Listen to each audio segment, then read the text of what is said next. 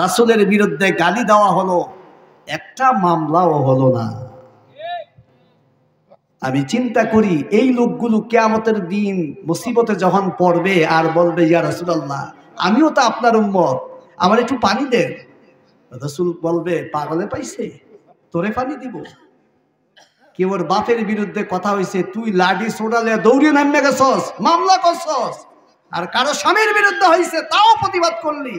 আর আমি রাসূলুল্লাহর বিরুদ্ধে কথা বললো, তুই কেমন উম্মত হলি? একটা মামলা তো দূরের কথা, একটা লাঠিরও মিছিল করলা না।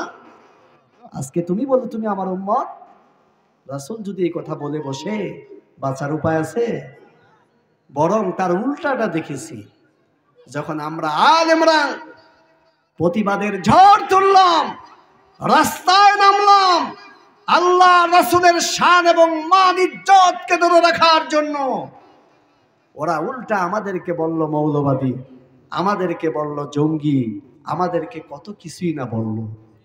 আমরা কষ্ট পাই না, আমরা এ নিয়ে কষ্ট পাই না, কারণ চূড়ান্ত হাসবো আমরা হাসরে ইনশাআল্লাহ। কারণ আমরা রাসূলকে ভালোবাসি, রাসূলের প্রেম ধারণ করি। কারো বাপের ভালোবাসা ধারণ করি না, কারো স্বামীর ভালোবাসা ধারণ করি না, কারো চাচার ভালোবাসা ধারণ করি না।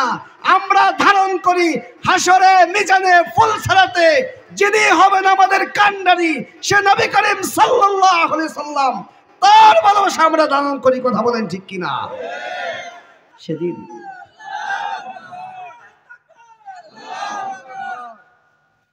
আমরা সেই রাসূলের ভালোবাসা ধারণ করি, যেটা করলে আসল জায়গায় কাজ হবে ইনশাআল্লাহ।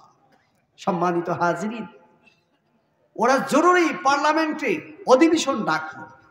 দেখেন, অধিবেশন ডেকে বলল, মোহাম্মদ, আব্দুল্লাহর পুত্র মোহাম্মদ, বাপ নাই মা নাই, এতিম মানুষ, দাদা ছিল ওটাও মরে গেছে, চাচাও শেষ, কিন্তু তার তো জনশক্তি বেড়ে যাচ্ছে দিন দিন। এভাবে যদি বাড়তি